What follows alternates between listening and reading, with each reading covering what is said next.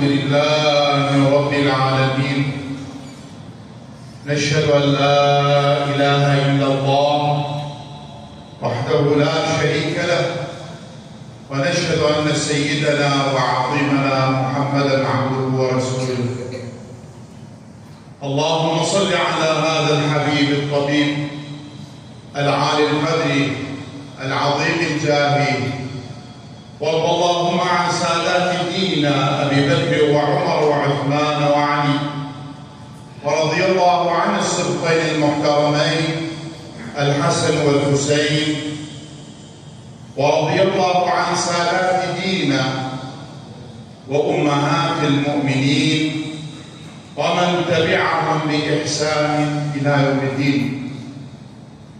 Saygıdeğer muhterem cemaat-i müslimin, bu mübarek Cuma-i Şerif'te Allah-u Teala bu ulu ma'bette bizleri topladığı için iman salamatıyla Rabbim sizleri namerde değil, merde muhtaç eylemesin.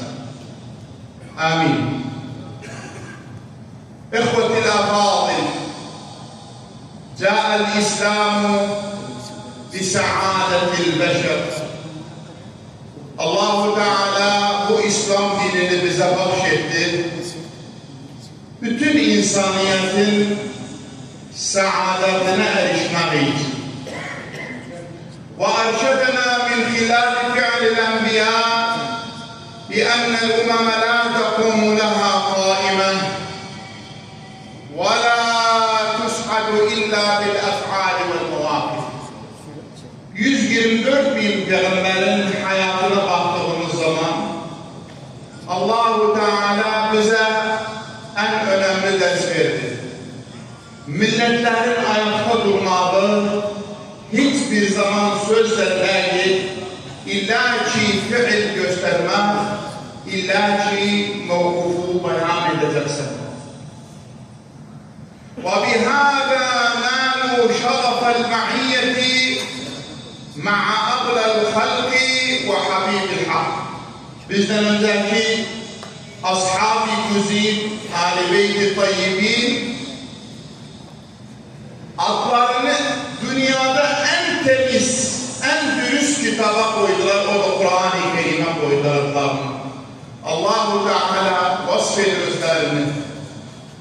Ahzab Sure-i Celilesinde 23. ayet-i kerimede minel mu'minîne ricâlun sadakû ma'ahadullah aleyh.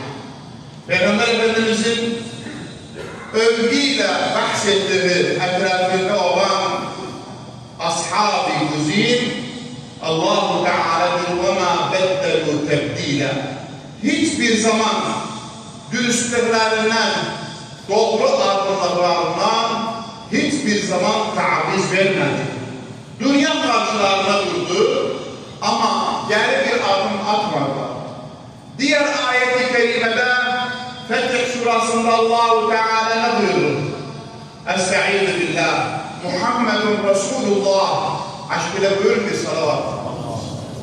Muhammedun Resulullah vellezine ma'ahu özüyle olanlar. Ne bir şeref, ne bir mutluluk, ne bir bahtiyarlık Allah Teala bu gibi insanları peygamberleriyle zikretsin, maiyetiyle. Hazreti Muhammed etrafında olanlar eşiddâhu alel kuffâri ruhamâ'u beynehum. Değerli kardeşler, günlerin birisinde Hazreti Ömer radıyallahu anhu Faruk-i Ümmet oturup bir evde misafirlikte Hazreti Ömer Emir-el-Mu'minindir. Temenna siz ne istiyorsunuz şimdi bir gün İslam aziz olandan sonra Allah'tan ne istiyorsunuz? Bir katkıda bulunmağı için bu dini daha üstgegar, daha parlaklığa ne temenna ediyorsunuz? Birisi temenna etti para, birisi temenna etti ticaret, hatta bu katkıda bulunsun. Kimi temenna etti evlat bu orduda asker olsun. Hazreti Ömer'e geldiği zaman ya Emir-el Müminin sen ne istersen bu İslam için? Yedi temenna ederim bu ev dolusu, bu cami dolusu, bu ma'bel dolusu, yeryüzünde bütün Aba Ubeyde kimin adamlar, Hüzeyfe kimin bin Yaman kimin adamlar, Ma'ad bin Cebel kimin adamlar olsun etrafında, mevkuflarıyla, duruşlarıyla, dürüstlükleriyle özlerini invan ettiler bu tarihte. Değerli kardeşler, tarih boyunca hayatımıza baksak, bu millet tarih dastan yazmayıptı. İlla dürüst adamlar, sadık adamlar, sözüyle fiili örtüşen adamlar. Ama maalesef tarih boyunca da kaybettiğimiz zaman, geriye getirdiğimiz zaman sözüyle fiili örtüşmeyen adamlar tahta oturduğu zaman bu milletin üzerine en büyük vebal olurlar. Değerli kardeşler, ashab-ı mevâkifi humul esas ellezîne tehya fi vücudihim el-umam vel-müstema'at. İnsanoğlunun topluma yararlı, müştema'ına faydalı olmak illa ki mevkif sahabı. Dünya Allah Teala'nın وَالنَّخْلَ بَاسِقَاتِ ne için? Ya demedi وَالزَّيْتُونَ بَاسِقَاتِ ayrı ağaçları ne için demedi? Çünkü hurma ağacı bütün fırtınalarda hiçbir zaman baş etmez. Sağ sol etmez. Her durar ayakta, her durar dürüstlüğünde. Diğer ağaçlar sağa gider, diğerleri sola gider. Ama Müslüman illaki toplumuna وَالنَّخْلَ بَاسِقَاتٍ hurma ağacı kimin? 7 memleket o yana işaretle gösterdiler özünü. Ama sözüyle çetin zamanlarda fiili olmayan, yararı olmayan millete hiçbir zaman tarih yazmaz onu.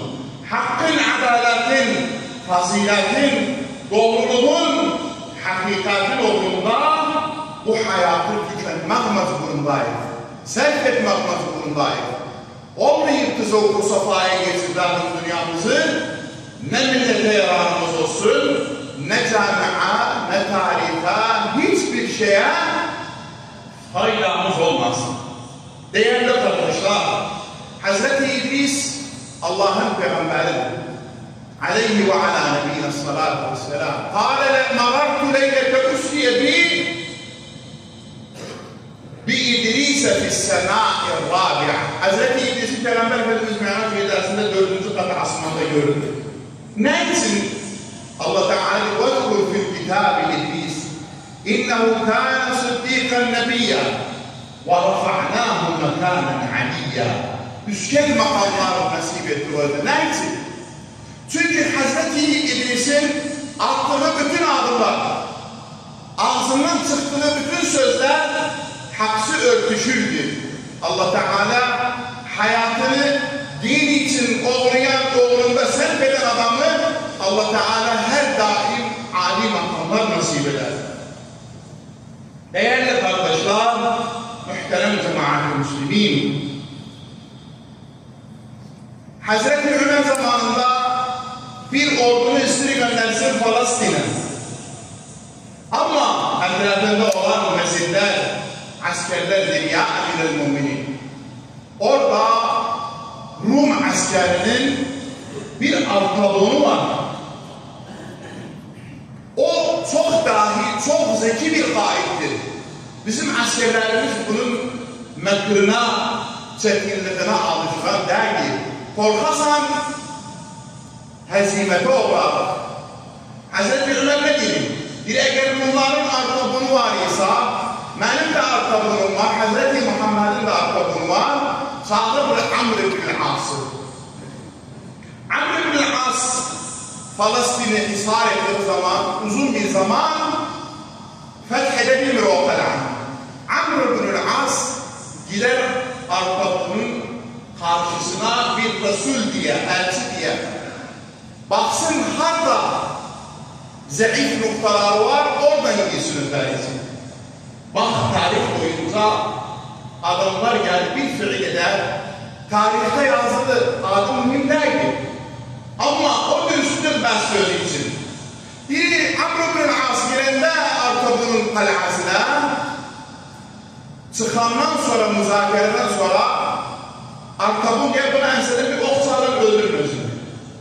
Kanı gider ortaya. Çünkü o zamanın şeyinde elçini öldürmek büyük bir ayıp, büyük bir obaldır. Bir bu asnada Amr ibn As kalada dışarı çıksın, hanşarına bir Arap geldi. Hâle ya kail, ey kail, ahsente dukhul, fel tuhsinil huruc. Tembih ederek de derdi o kal'anın içine ama çıkmağı da düşüngüne, planlarına. Biri Amr ibn As, bu Rumlar büyük bir zarar verecekler. Onun için ayrı plan bir dersi. Önemli olan bu kıssada bir adam bir milletin kaderini dersi. Bir adam illa ki yararı olduğu zaman tarihe geçer adı.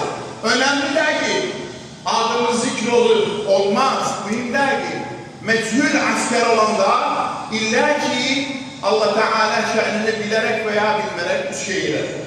Değerli kardeşler, 4. Murat 1668'de Bağdat'a girende tarihe baksak bunun pilinciyle yüzü yani kalkanı dir'i namzaydı 200 hukkaydı. Yani 125 kilo takriben bu zaman. Tarih boyunca biz Bağdat fethinde 4. Murat 2,5 saat davet etti. Bağdat'ta 200 hukka pilinciyle gürzünü atmadı. Ne için? Milletin uğruna, dini İslam'ın uğruna hilafete sebep gelmesin. Eğer benim aklımda bir böyle tarihte bir kişi var ise 2,5 saat 125 kilonu elinde kaldırıp davet etti. Ben de yarın o bir günde cereyan eden seçimde bir Müslüman eğer kartını kaldırmadıysa 50 gram olmaz, seçime gitmediyse büyük bir utanç içindedir. 2,5 saat 125 kilo kılıncıyla, kalkanıyla davet etti. Sen bu için bu güzel tarihi koyasan. Eğer sen bugün bir kartını almayıp seçime gitmedin o zaman hangi utancı evladına koyacaksan onu sen düşüneceksin.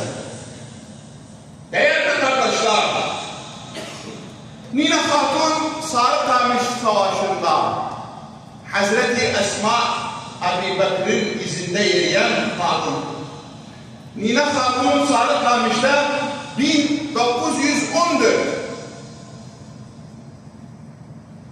hilafetin bütün son dönemlerinde perişan halda, kasalar boş, memlekette yemek yok. Sarıkamış'ta Eğirdir'den, Bağdat'tan, Kerkük'ten dedelerimiz gelir İslam'ın kalasını muhafaza etmelidir. Orada bir Nines Hatun geldi. Bu arvadın yarım çuval, sadece yarım çuval dünyada rasmalı burada. Yarım dünyası var. Bu arvad getirdi o yarım çuval buğdanı İslam ordusunu az koymamak için. Dinleyin değerli kardeşler. Biz her zaman fakir olduk. Bu gibi tarihleri okumadığımız zaman. Veya bizim hayrimizi istemediği adamların sözünü kulağımıza doldurduğumuz zaman. Geldi tahsil başı bir özüne, aynene. Bu sağlığın içinde sen bu yarım çuval buğdanı verdi bu zaman. Hele kışın evvelidir, sen ne edeceksin kışın sonuna kadar? Bir padişah sağ olsun, ağa sağ olsun. Eğer süperli bir asker ölürse altında yarım buğda katili için ben bu hesaptan Allah'ın huzuruna gidebilmem. necə bir peyğəmbərin önündə durum deyim, əskərimi mən öldürdüm, kendi maslahatı farklıydı. Burada bitti, yok. Bundan daha mühim bir şey var değerli arkadaşlar. Bir yoksulluk, kıtlık zamanıdır. O yemeğin üzerine, o askerin əslihəsi üzerine çadır yoktur. Çuval yoktur yükləsinlər. Ne ettiler millətlər? Hər keşə yorğanının çərşəfini boşalttı, pambığını, tükünü, içine yemek koydu, kardeşi az olmasın süperdə. Kalha düşməsin. Değerli kardeşler, bir 120 Nina Hatun'la evlat gettiler bu yemeği, bu müsaadatı aparsılar. Hüdüde 119 tanesi öldü, bir tanesi kaldı, o da topaldı. Topal bu yardımı getirdiler süpere, kışın en çillesinden savur zamanında. Makuldur. Senin evladının geleceği için, memleketinin kimliği için, başı üskəgliği için, bu söz haksız milletler içindir, Kərkiç halkının. Arabi de, Kürdü de, Türkmanı da, Hristiyanı da. Ama önemli olan milletimizedir. Makuldu sen bir topal, leysa alel a'raci haracun Allah Teala dedi. Topala harac yoktu, oturabiliyor bunda. Ama bu topal kışın orta yerinde, o mermini, o yemeği askere ulaştırdığı zaman makuldu sen bir iyi evladığı parlamentoya gider bir insan. Değerli kardeşler, bir fikas 2 hafta evvel dünyaya ders verdi. Adam Hristiyandı, dinsizdi. Şimdi bir fikas, bir tayyardır, hayatı borçtan yedi. Çok borçludur. Bu Magora'nın tayyarıdır, Magora. Pensilvanya'nın tayyarıdır. Reis Cumhuriyeti. Yoksuldur. Amerika 3 hafta evvel buna 50 milyon dolar arz etti. Bizim için Magora'nı getirdiğinde Venezuela'dan Amerika'ya teslim eden 50 milyon dolar verirsin. Kabul etmedi.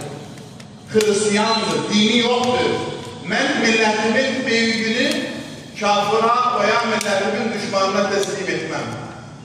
50 milyon dolar evladının evladını da yaşattırı vermem. Makuldur bir millet 50 bine, 100 bine kartını satsın. Dünya temahına geleceğinin, evladının geleceğini, umudunu içinde o umudu öldürsen. Değerli kardeşler, hiçbir mahal yolsuzluğun bir memlekette yayılsa zaten parasını çalmaz. Sadece parasını çalmaz.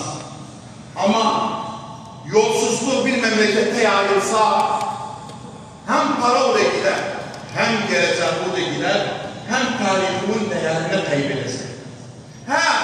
Adamlar ola bir işine geldi. Çıxanda sögermeli. Sök mühim değil ki, ben önemli olan bu ulu məhbətdə yapılan tarihinden bugüne kadar değerli bilgilerimiz hazır olanlar, teşrif edenler yurt dışından bugüne kadar bu tarihin hiçbir zaman leke sürmedi düzeltmekte. Elhamdülillah sizin varlığınızda. İşine gelmeyen beni ilakadar etmez. Ben milletimin yanında bu minberin sözü her daim iktibar sahibi. Onun için değerli kardeşler, bugün eğer geldiyse seçimde bir varaka doldurduysa, bu varaka uyanın memleketi için bir sür olur. Zalim, müfteri, yayılmamak için. Onun için değerli kardeşler, Osmanlı dağılımından sonra birisi İttihat Terakki geldi. Ondan sonra Abdülhamid'i sürgün ettiler. Abdülhamid'in arvadı Müşfika Hatun Paris'te başladı Hristiyanların asbabını yak etti. Adnan Menderes NATO toplantısında parlamentoya gelir 1916'da gelir bir müşfika hatuna eynene kusura bakmayın tahir kaldık kurtamadı seni. Getirir özünü İstanbul'a aziz olan yorgunlarından sonra yani. Onun için değerli kardeşler, tahir kalmadan önce, parmak dişlemeden önce herkese bir katkısı olsun bu milleti için. Değerli kardeşler, muhterem cemaat-i müslimin. Tarihimizde Seyit Onbaşı var. Çanakkale'nin çehresini derkişen adam.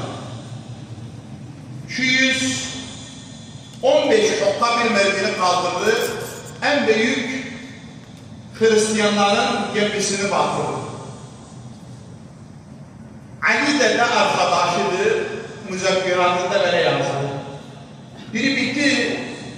Süperler dağıldı. Büyük bir hezimete uğradık. Kimi öldü, kimi yaralı. Bir dedim Seyit Onbaşı. Kaşgar'da duran dünyanın en büyük gemisidir. Biz hakkımıza gelmez, ben sen bunun hakkına gelmez. Bizim üzerimize düşen bugün yaralı kardeşlerimize yardım eden, ölüleri gömen. Bundan başka yoktur. Biri ben bunu dedikçe Seyit Onbaşı sağa bakır, sola bakır, biri mermini getirip kaldırdı. 215 kokkalı mermiyi kaldırdı özü. Bak ne diyor? Bu duaya son olarak hitam verir. Bak ne diyor? Bir gidende mermini kaldırdı. Allah'ım ey musebbibel esbab, ya bana ne olur güç ver yine. Payıma düşen vazifeyi yerine getirmek nasip eyle yine. Dünyada bes özüden Ali de kalır dünyada.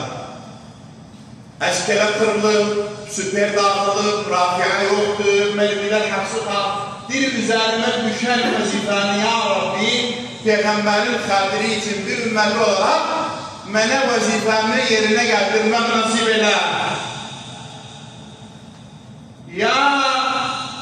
Ya Rabbi beni bu felaketin seyircisi kılma. Bu hangamanın içinde büyük bir zarar görmekten mənə bəs baxmayın. O adamlar utansın, seçim gününde mühendisli, evladı, parası, cebi dolu saat 12'ye kadar yatarsa, eğer benim dayı Ahmet'im Fatma Atam o yırtık asbabıyla, çizmasıyla giderse buçukta sırada durarsa, o ister dünyanın şahadası olsun, hiçbir itibarı yoktur millet yanında. Eğer milletin tahrini yemişse. Mühendis de olabilir, her bir şey olabilir ama adam olmak herkese yakışmaz. Allah sizin kimin iyi adamların sayısını artırsın. Dünya da yansa, millet de yansa hiç umurunda değil. Maalesef böyle adamlar da var. Ya Rabbi bu felakatın seyircisi kılma, sen dilersen olmazlar olur. Kun feyekunlen ya Rabbi ne dese olur. Onun için değerli kardeşler, ya Erhamur Rahimin, ya Delil-el Halilin, son olarak Kibar-i Kerem'den şairimiz Muhammed Sıddık ne buyurdu? İmanı bitev kişinin başına yapsa felaket, hakkın yoluna canını kurban verirse bile kaymaz. Müminin 10 parmağın mum gibi yaksan da of etmez. Billahi münafik bir acıya düşse dayanmaz. Amin. Ya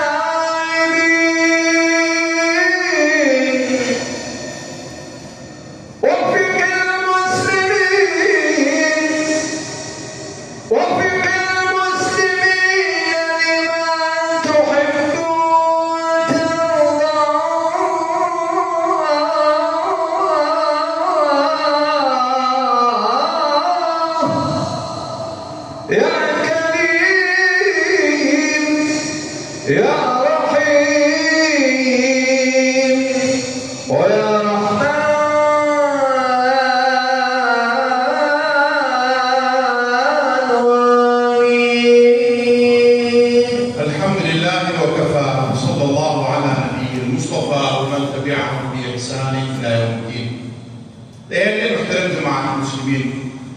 Bu yolda kırgınlık olur, küsmek olur, acizlik olur. Ama zor zamanda üzerimize düşen birlik beraberliktir. Vallahi babamızın başına geldiği bu din, bu millet uğruna herkese şahitlik eder.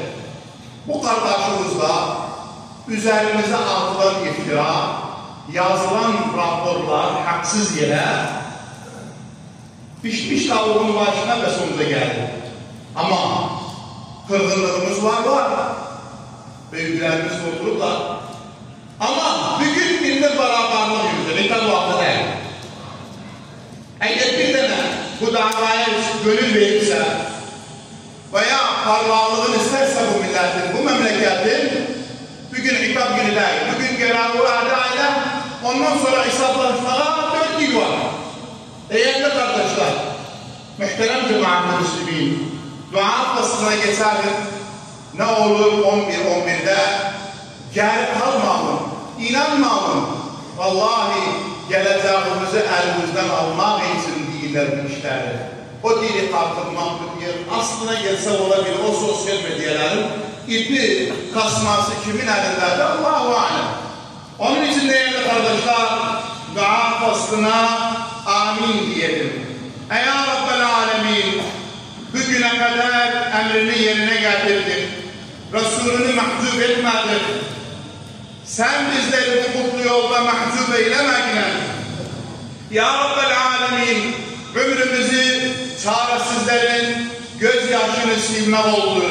Bu mübarek yolda derdinlerimize derman ihsan eyleyin. Ey Rabbel alemin, ömür boyu dinimin sancaklarını terk etmedik. Bu şerefli yolda bizleri nefs-i havaya, şeytana bırakmayın. Ey Rabbel alemin, hayat boyunca dini uğrunda bütün cühdümüzü sarf etmek oldu. İstikamet üzere din, millet uğruna nice zaferler inam eyle. Ey Rabbel alemin, mal, şöhret, mevki peşinde diğerleri koştuğunda rızayı bari ve'tasimu ipine sarıldık, akıbetimizi hayır eyleyin. Hasta yatağında yatan kardeşlerimize şifa şerbetini ikram eyle. Nene babalarımıza, bütün ölülerimize, şehitlerimize gani rahmet eyle. Kadirlerini âli eyle, Peygamber'e komşu eyle. Bu din için ya Rabbi yorulan, ter döken sa'i gayretlerini kabul eyle. Yurt dışından teşrif eden değerli abilerimizi Allah-u Teala attığı adımları cennete olan adımlar eylesin. Bu duaya amin diyenlerin istediklerini hasıl vasıl eyleyen ya Rabbil alemin. Bu mübarek ma'betten çıktığımız zaman bizleri affeden kullardan eyleyen. Ahiretimizi hayır eyle. Elimizi boş çevirme. Ya Erhamer Rahimin. Son nefesimize kadar faraset nasip eyle. Amin.